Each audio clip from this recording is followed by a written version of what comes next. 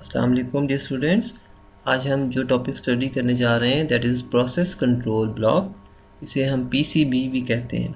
क्या होता है प्रोसेस कंट्रोल ब्लॉक? देखिए, आपको आइडिया है कि ऑपरेटिंग सिस्टम में बहुत सारे प्रोसेसेस मैनेज होते हैं। ठीक है, ऑपरेटिंग सिस्टम की ज़िम्मेदारी है उसने कोऑर्डिनेट करना है आपके सिस्टम में, कंप्यूटर सिस्टम में तमाम एक्टिविटीज़ को कोऑर्डिनेट करना है।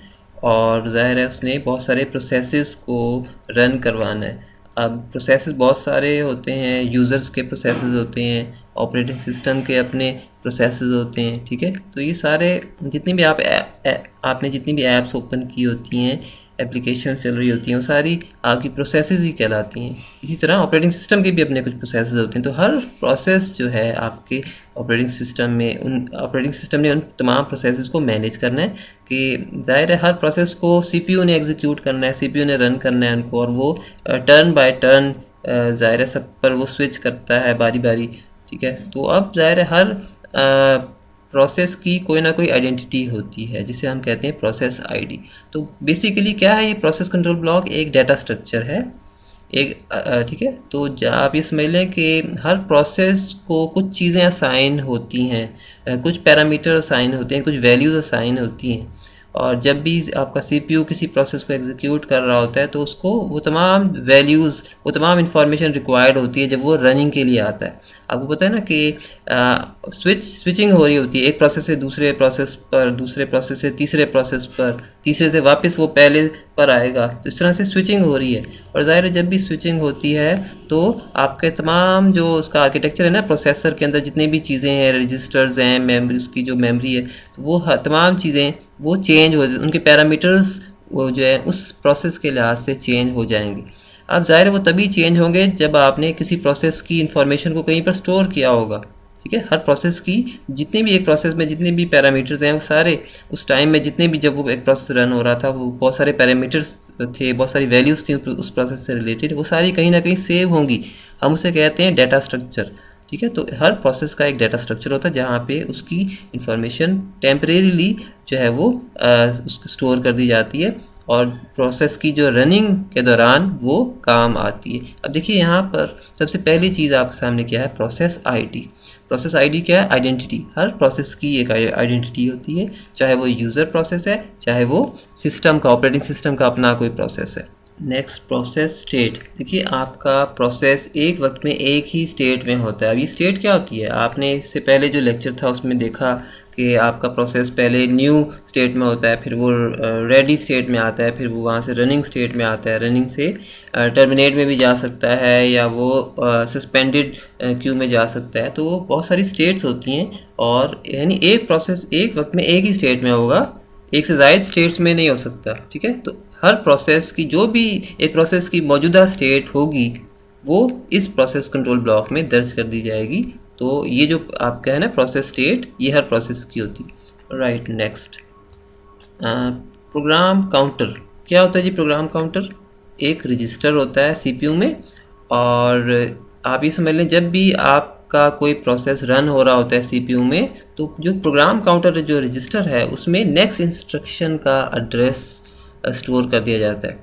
आपका प्रोसेसर किसी भी प्रोसेस को जब एग्जीक्यूट करता है, उसकी ज़ाहिर है बहुत सारी एक प्रोसेस में इंस्ट्रक्शंस होती हैं। अगर सपोज 100 इंस्ट्रक्शंस हैं और करंटली अगर वो आपका प्रोसेसर 50th या सपोज 55th इंस्ट्रक्शन अगर वो रन कर रहा है, तो आपके पीसी में प्रोग्राम काउंटर में जो वैल्यू होगी वो 56 होगी। यानी जो मौजूदा इंस्ट्रक्शन रन हो रही है उससे अगली जो इंस्ट्रक्शन है उसका एड्रेस आपका प्रोग्राम काउंटर के रजिस्टर में स्टोर होगा। और इसकी देखिए ज़रूरत क्यों पेश आती है प्रोग्राम काउंटर की?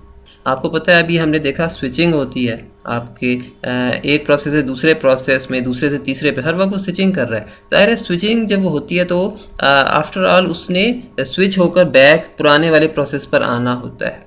ठीक है, जब भी वो पुराने वाले प्रोसेस पर वापस आता है, आपका प्रोसेसर उसको एग्जीक्यूट करता है, तो जाहिर है वो जहाँ पर उसने लीव किया था उस प्रोसेस को, वहीं से वो स्टार्ट करेगा। वो 1 से स्टार्ट नहीं करेगा, वो 56 से स्टार्ट करेगा, ना कि 55 या इससे ऊपर। ठीक है ना, फर्स्ट से स्टार्ट नहीं करेगा, वो 56 से ही करेगा। और ज़ाहिर 56 पर वो कैसे आया? क्योंकि प्रोग्राम काउंटर में अगली इंस्ट्रक्शन जो थी उसका एड्रेस स्टोर था, क्योंकि मौजूदा उस वक्त चल रही थी 55 और उसने स्विच किया 55 को कंप्लीट करके, ठीक है। तो इस तरह से वो वहीं से स्टार्ट करेगा। तो प्रोग्राम काउंटर एक रजिस्टर है जो आपकी एक नेक्स्ट इंस्ट्रक्शन जो है एक प्रोसेस की उसको स्टोर करता है। Next register information.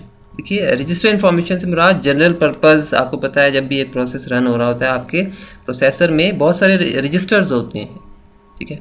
और वो तमाम रजिस्टर्स जो हैं उस प्रोसेस के हिसाब से, उसको जो भी कॉन्टेक्स्ट होता है उसके हिसाब से वो चेंज होते रहते हैं। जब भी एक नया प्रोसेस आएगा तो वो तमाम उन रजिस्टर्स की वैल्यूज़ चेंज हो जाएंगी। तो process to process in registers की जो वैल्यूज़ हैं वो चेंज होती रहती हैं। तो ज़ाहिर है एक प्रोसेस के अंदर जितने भी उस टाइम पर जो जो वैल्यूज़ थी उनको कहीं स्टोर तो करना होता है। वो कहाँ पर स्टोर होगा? वो प्रोसेस कंट्रोल ब्लॉक में स्टोर होगा, ताकि जब भी ये प्रोसेस दोबारा रिज्यूम हो रनिंग के लिए आए सीपीयू के पास, तो ये तमाम रजिस्टर में जितनी वैल्यूज़ थी सीपीयू जनरल पर्पस रजिस्टर की, वो पैरामीटर्स दोबारा से रिज्यूम हो जाएं। और फिर ज़ाहिर है अगर ये स्टोर नहीं किए जाएंगे तो दोबारा से उस प्रोसेस को एग्जीक्यूट नहीं किया जा सकता। वहीं से ज़ाहिर स्टार्ट करना है उसी जो स्टेटस होता है ना, इसे कहते हैं स्टेटस को, मौजूदा स्टेटस, उसको आपने एक एक चीज़ को आपने स्टोर करना होता है उसी एंगल में, उसी तरह से। और अगर आप नहीं स्टोर करेंगे कहीं पर तो जाहिर है फिर आप वहीं से प्रोसेस को रिज्यूम नहीं कर सकते। नेक्स्ट, ये हमारा हो चुका। यहाँ पे असल में बात हो रही है जनरल पर्पस रजिस्टर्स की। जी नेक्स्ट आपका है सीपीयू स्केजुलिंग इंफॉर्मेशन। देखिए आपको पता है सीपीयू स्केजुलिंग के लिए कोई ना कोई एल्गोरिदम रन हो रहा होता है, आपका ऑपरेटिंग सिस्टम रन कर रहा होता है, और हर प्रोसेस की कुछ ना कुछ स्केजुलिंग होती है और वो उसकी प्रायोरिटी के हिसाब से होती है। किसी प्रोसेस की प्रायोरिटी हाई हो सकती है, किसी की मीडियम हो सकती है, किसी की लो हो सकती है, ठीक है। अब सपोज़ अगर किसी प्रोसेस की लो प्रायोरिटी है तो हाई प्रायोरिटी वाला प्रोसेस जो है वो जंप इन कर जाएगा, इसकी जगह वो ले सकता है। किसी भी वक्त लो प्रायोरिटी वाले प्रोसेस को अपनी जगह छोड़नी पड़ती है, सीपीयू का कंट्रोल छोड़ना पड़ता है, क्योंकि इसकी प्रायोरिटी ही लो है। अब नॉर्मली ये होता है कि ऑपरेटिंग सिस्टम के अपने जो प्रोसेसेस हैं उनकी प्रायोरिटी हाई होती है, ठीक है, वीआईपी होती है, जबकि यूज़र्स के जो प्रोसेसेस हैं उनकी प्रायोरिटी लो होती है।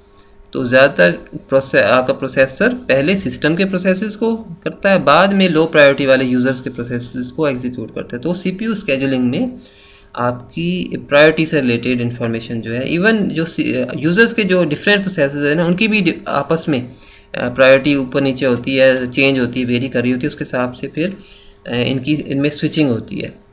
Right, next memory limits.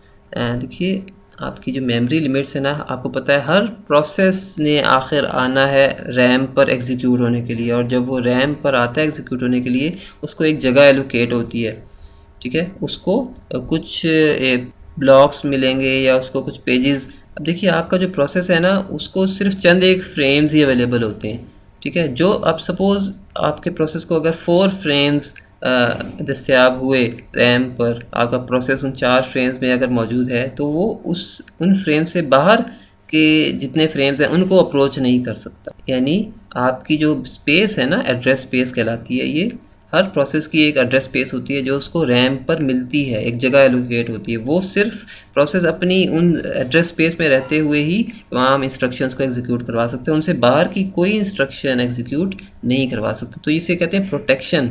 आपका ऑपरेटिंग सिस्टम इस प्रोटेक्शन को इंश्योर कर रहा होता है, ठीक है।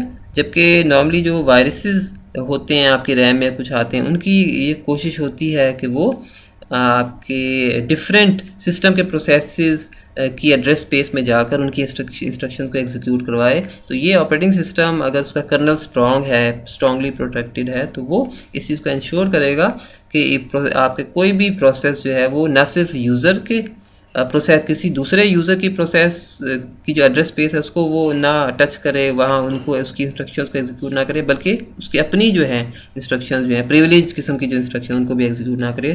तो ये एक बड़ी इंपॉर्टेंट प्रॉपर्टी है प्रोटेक्शन की। तो इस तरह से हर प्रोसेस की एक मेमोरी लिमिट होती है, और ये आप ये समझ लें उसकी एक एड्रेस स्पेस होती है, उसी में रहकर ही वो तमाम इंस्ट्रक्शंस एग्जीक्यूट करवा सकता है। Next process pointers. देखिए पॉइंटर्स कहते हैं पॉइंट करना। पॉइंटर बेसिकली एड्रेसेस होते हैं दूसरे प्रोसेसेस के। फॉर एग्जांपल जो आपके दूसरे चाइल्ड प्रोसेसेस हैं, सपोज़ आपका जो करंट प्रोसेस है इसके अगर कुछ चाइल्ड प्रोसेसेस हैं, ठीक है, अब वो चाइल्ड प्रोसेसेस कहाँ कहाँ पर रैम में स्टोर्ड हैं, उन सब के यकीनन कुछ एड्रेसेस होंगे, तो वो जो एड्रेसेस हैं वो हो सकता है यहाँ पर स्टोर्ड हो आपके पास यहाँ पर प्रोसेस। तो यानी दूसरे प्रोसेसेस को अगर आपका मौजूदा प्रोसेस पॉइंट करेगा, ठीक है, उनको अगर अप्रोच करना चाहता है, उनको पॉइंट करना चाहता है, तो उनके जो एड्रेसेस हैं वो यहाँ पर स्टोर्ड होंगे, तो इनको हम कहते हैं process pointers. Next, list of open files. देखिए, आपकी जब भी कोई एक प्रोसेस एग्जीक्यूट हो रहा होता है उससे रिलेटेड कुछ फाइल्स भी ओपन होती हैं, जो भी उसने कोई रीड फाइल है, कोई राइट फाइल है। तो इस तरह से जब भी कोई एक प्रोसेस रन हो रहा होता है उससे रिलेटेड जितनी भी आपकी फाइल्स ओपन होती हैं, तो उन तमाम की इंफॉर्मेशन ये इस जगह पर आपकी दर्ज होती है। Next, IO status. देखिए, लास्ट जो लेक्चर हमारा हुआ था उसमें आपने देखा था कि आपके जो प्रोसेसेस हैं उनको उनकी रिक्वायरमेंट होती है, वो डिमांड करती हैं आईओ डिवाइसेस। आपने देखा था कि वो जब भी एक प्रोसेस डिमांड करता है कोई आईओ डिवाइस, तो वो चला जाता है वेटिंग स्टेट में, सस्पेंडेड स्टेट में चला जाता है। तो यानी हर प्रोसेस की कोई ना कोई रिक्वायरमेंट होती है आईओ के लिहाज से, और जब तक वो आईओ उस प्रोसेस को नहीं मिलेगा उसकी जॉब कंप्लीट नहीं होगी, उसका प्रोसेस कंप्लीट ही नहीं होगा। तो यानी एक प्रोसेस डिक्लेयर करता है कि भाई मुझे फ़लाँ आईओ डिवाइस चाहिए, पहले से ही वो डिक्लेयर कर देता है। तो वो तमाम जो उसने डिक्लेरेशंस की होती हैं कि भाई मुझे ये चाहिए, मुझे इन आईओ डिवाइसेस की ज़रूरत है, तो वो तमाम उनकी जो तफसील है वो इस स्टेटस में दर्ज होती है।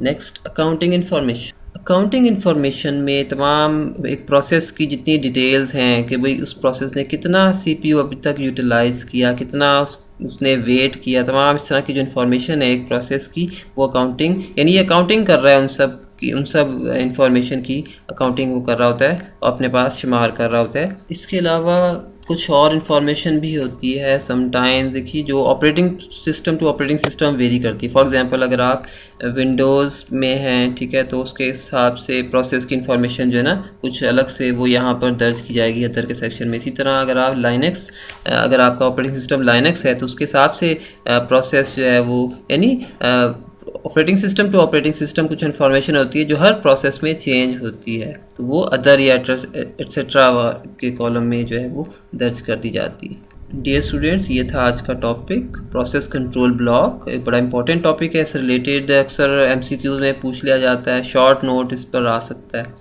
नेक्स्ट टाइम ज़रा देखते हैं, हम स्केजुलर्स को होपफुली डिस्कस करेंगे इंशाल्लाह tomorrow. Thank you for today. अस्सलाम वालेकुम।